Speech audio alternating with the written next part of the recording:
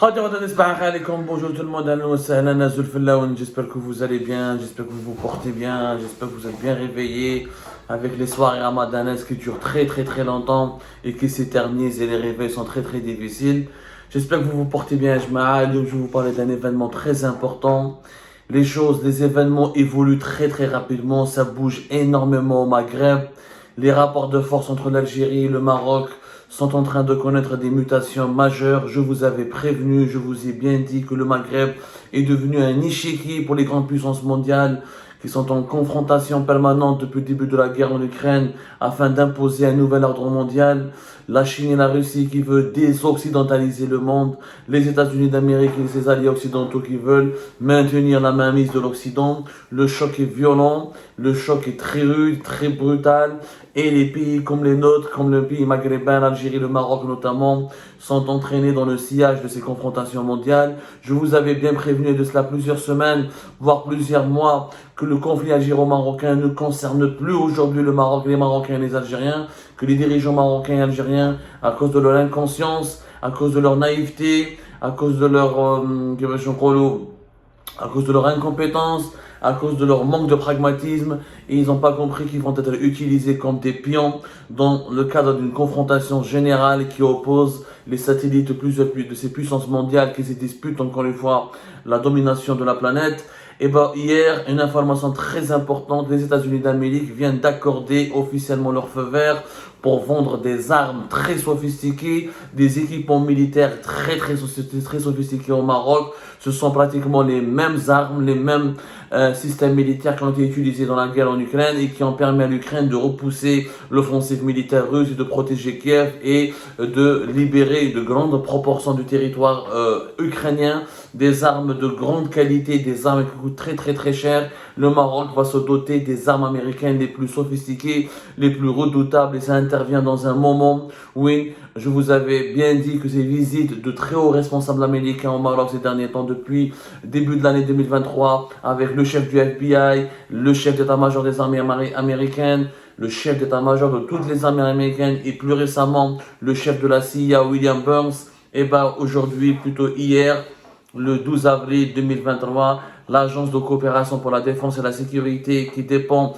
directement du département de la défense américain, a officiellement transmis au Congrès américain la certification requise, c'est-à-dire le dossier qui permet de demander les autorisations nécessaires pour la vente de nombre de systèmes d'armes stratégiques au Maroc. Et ça a été approuvé par le département d'État, qui est l'équivalent du ministère de la Défense dans les pays comme l'Algérie ou le Maroc. En clair, le ministère de la Défense des États-Unis d'Amérique, le ministère de la Défense, plutôt le ministère des Affaires étrangères des États-Unis, le ministère des Affaires étrangères des États-Unis d'Amérique, le ministère de la Défense des États-Unis d'Amérique, ainsi que le Congrès, c'est l'équivalent, si vous voulez, du Parlement américain, ont tous été d'accord pour livrer au Maroc des armes très redoutables. Il s'agit de 18 lanceurs de roquettes multiples HIMARS. Les systèmes HIMARS, ce sont des systèmes de roquettes d'artillerie à haute mobilité. C'est une technologie de lance-roquettes guidée à longue portée. Ça se place sur un camion tactique de 5 tonnes et ça permet de tirer des roquettes d'une très grande précision, et ça fait très mal aux ennemis ou aux armées des ennemis aux armées adversaires ou aux armées ennemies, et ça fait de gros dégâts matériels et humains. Le Maroc va aussi bénéficier de la part des États-Unis d'Amérique de 40 missiles tactiques ATACMS. Dans cette version la plus récente, dans une version qui s'appelle la M57, qui est la version la plus récente avec une portée allant jusqu'à 300 km. Il y aura aussi 36 missiles qu'on appelle les M31A2. Il y aura aussi des roquettes avec des charges de 90 kg à très grande précision qui peuvent parcourir jusqu'à plus de 70 km. Il y aura aussi des roquettes appelées les 36 M300 M30A2, qui sont des roquettes de 90 kg avec des charges de fragmentation pouvant couvrir une surface de 1,5 km pratiquement, ou la 1,25 km, avec une portée qui peut atteindre ou la dépasser les 70 km.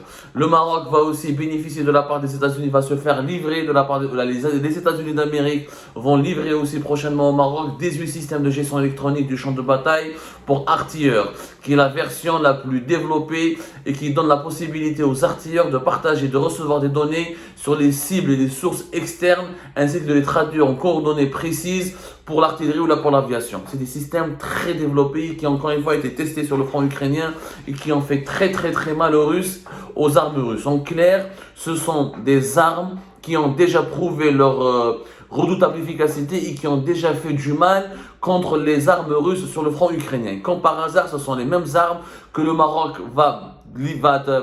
ce sont les mêmes armes que le Maroc va recevoir bientôt, va utiliser éventuellement, naturellement, dans le scénario d'une confrontation militaire contre l'Algérie, dont 90% de ces armements, de ces équipements militaires sont russes. Donc c'est le théâtre ukrainien qui risque que les États-Unis d'Amérique avec le Maroc ont imaginé la reproduction du théâtre des opérations ukrainiennes en Algérie, au Maghreb, contre l'Algérie. L'Algérie, armement russe, les États-Unis d'Amérique qui vont armer jusqu'au dans le Maroc, des armes américaines qui ont déjà bousillé les systèmes et les équipements militaires russes en Ukraine. Donc ce sont avec ces mêmes armes qui vont être utilisées par le Maroc au cas où, par malheur, une confrontation militaire éclate entre l'Algérie et le Maroc. Encore une fois, c'est l'ukrainisation peut-être du Maghreb qui est en cours d'étude et qui est en cours d'évaluation aujourd'hui au niveau des centres de décision américains avec des centres du pouvoir américain qui ont décidé de tout miser sur le Maroc et de renforcer leur alliance militaire avec le Maroc. C'est une première. Il faut savoir que chaque véhicule HIMARS, c'est-à-dire HIMARS, H-I-M-A-R-S, il est accompagné d'un véhicule de transport, de missiles et de roquettes et d'un véhicule de chargement. La commande comprend en outre 3 camions blindés de remorquage et d'autres équipements de support. La partie back de ce contrat, parce que oui, les Américains vont livrer au Maroc, mais ce ne sera pas gratuit, naturellement. Les Américains ne font pas ça pour les beaux yeux des Marocains. Ils soutiennent les Marocains. Déjà, le fait qu'ils acceptent de vendre ces armes stratégiques et de très haute technologie et de haute précision et qui sont redoutables et vraiment ravageurs, c'est déjà vraiment un pas, c'est déjà un soutien politique majeur, parce que ce genre d'armes n'est pas vendu aux États-Unis d'Amérique sans l'autorisation du Congrès, du département d'État et du département de la défense américain et du Pentagone. Il faut 3 autorisations aux États-Unis d'Amérique pour pouvoir vendre et donner ce genre d'armes. Et le Maroc après l'Ukraine, c'est pratiquement le Maroc qui va bénéficier de ces armes-là. C'est-à-dire que le Maroc a été érigé, a été élevé au rang des alliés les plus importants des États-Unis dans le monde. Il faut savoir que cette première partie du montant du contrat, elle est de 542,2 millions de dollars, c'est-à-dire 543, et c'est un communiqué officiel de l'Agence de coopération américaine pour la défense et la sécurité, qui dépend du département d'État de la défense, et du Pentagone, qui l'a confirmé effectivement cette information. C'est une donnée majeure qui va provoquer des conséquences sans précédent sur les relations algéro-marocaines. La course aux armements entre l'Algérie et le Maroc n'a jamais été aussi intense, aussi aiguë, aussi tendue. Et le Maroc n'a jamais été aussi bien armé par ses alliés occidentaux contre l'Algérie. L'Algérie qui a la Russie, sauf que la Russie, moi j'aimerais bien, je suis algérien, donc je pose des questions à mes dirigeants. Vous allez acheter des armes à la Russie. Maintenant, je suis dans la Russie, Bakhmout Hadik, un petit village, garde 7 mois pour conquérir un village. Mon chef n'a les armes russes, je suis désolé. Pour moi, la victoire militaire, pour moi, la défaite militaire russe sur le front ukrainien, elle est actée. On nous a promis que fait 4 semaines, il va dominer Kiev, il va prendre le territoire ukrainien. Avec les armes occidentales, l'armée russe, elle a reculé. Elle a abandonné Kherson, elle a abandonné des grands territoires. Les Russes sont en train de se défendre uniquement de ce qu'ils ont conquis en 2014. C'est pour vous dire que l'impact de l'armement occidental, il est très puissant. Cet Occident que nous avons sous-estimé, c'est lui qui détient encore les technologies les plus innovantes. Ce sont les armes occidentales qui sont les plus destructives, qui sont les plus redoutables, et elles ont prouvé leur efficacité sur le terrain des opérations en Ukraine. Il n'y a rien à voir. En plus de ce contrat de 542 millions de dollars, accepté par les États-Unis d'Amérique et conclu avec le Maroc, il y aura un autre contrat qui est d'une grande importance aussi pour l'armée marocaine. Pourquoi? Parce qu'il s'agit de l'aviation cette fois-ci. Le Maroc va recevoir 40 bombes guidées, on appelle ça les Joint Stand-Off Weapons, je ne sais pas comment ça s'appelle en anglais, pour un montant de 250 millions de dollars. C'est des bombes, ce sont des bombes planantes guidées par une centrale avec GPS et qui a une portée jusqu'à 22 km si elle est larguée. C'est-à-dire qu'il y a une bombe qui est larguée directement dans le ciel et qui va être guidée et qui peut être guidée sur un champ de 22 km km pour toucher sa cible. Et elle peut être à une altitude de 130 km. C'est quand même énorme, Yashma'a.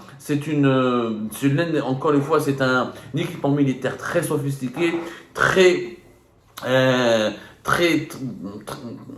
dangereux parce qu'il est équipé avec, il y a des guidages finaux avec infrarouge, il y a une tête, elle peut par exemple contenir jusqu'à 225 kg d'explosifs. C'est simple, c'est une bombe qui est destinée à la destruction d'objectifs renforcés.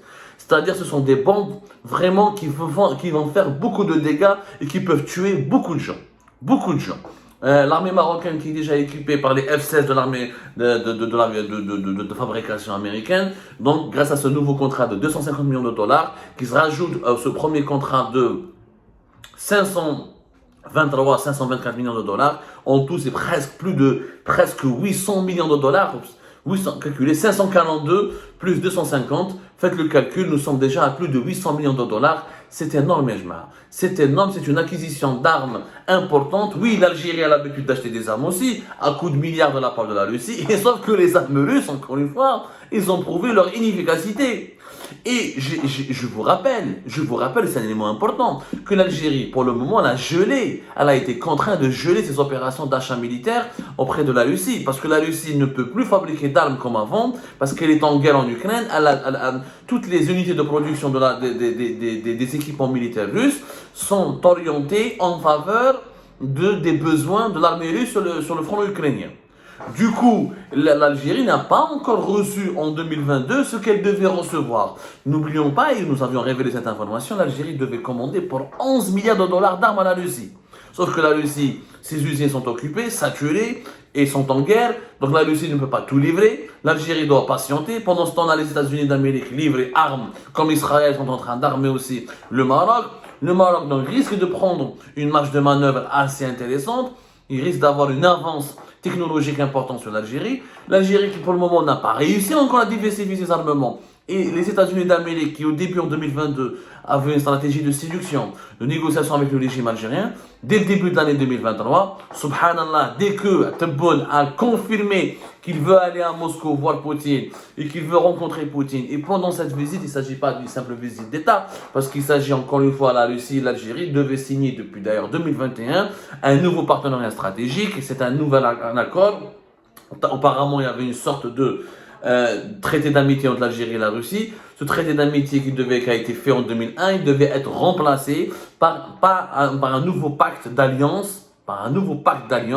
On en a parlé sur Algérie Pacte, et ce pacte d'alliance comprend des échanges de coopération économique, notamment militaire, et un renforcement de la coopération militaire.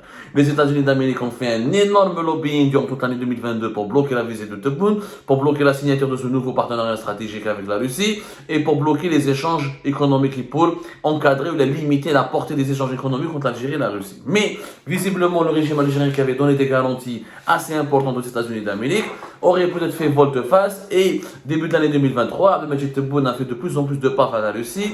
Des hauts responsables russes sont venus régulièrement à Alger, et Abdelmadjid Tebboune veut aller à Moscou au mois de mai. Il est aussi invité dans l'été vers fin juillet 2023, parce qu'il y a le sommet Afrique-Russie, et l'Algérie aurait repris vous savez, les services de renseignement américains savent tout.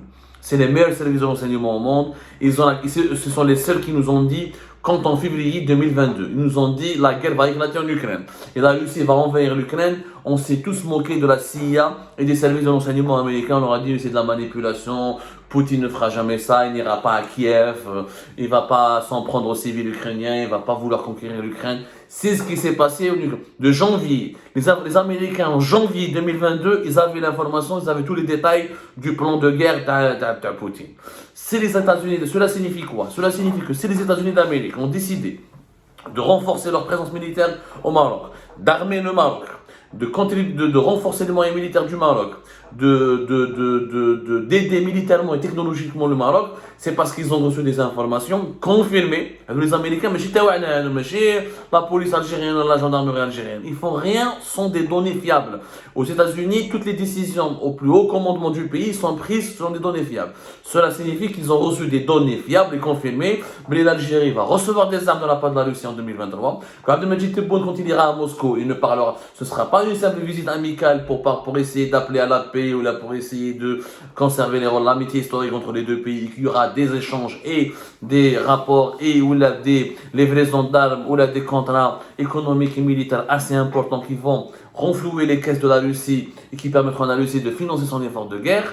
Donc les États-Unis d'Amérique, en colère, ils ont directement riposté en soutenant le Maroc, en privilégiant le Maroc et en essayant de développer des relations logistiques et technologiques et militaires hyper importantes avec le Maroc. Et le Maroc est en train de devenir un hub militaire, une base militaire importante américaine. Après israélienne en même temps.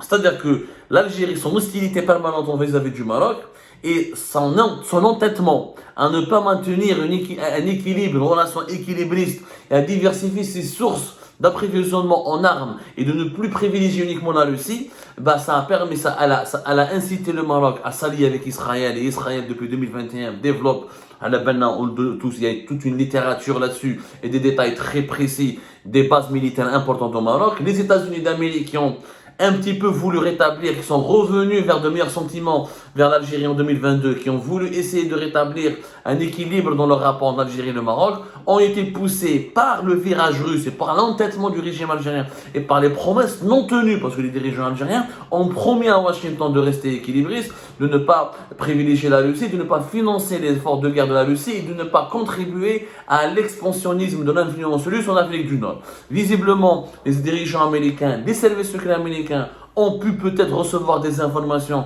qui indiqueraient ou qui prouveraient que les dirigeants algériens ont menti, qui font des promesses, mais dans les coulisses, ils font totalement autre chose. Ils trompent, ils ne respectent pas les engagements qui ont été pris vis-à-vis de Washington. Et Washington et la Maison Blanche et le Pentagone ont décidé de frapper fort. Ils envoient 3 des plus hauts responsables des services de sécurité de l'armée américaine. Le patron du FBI fin février était au Maroc.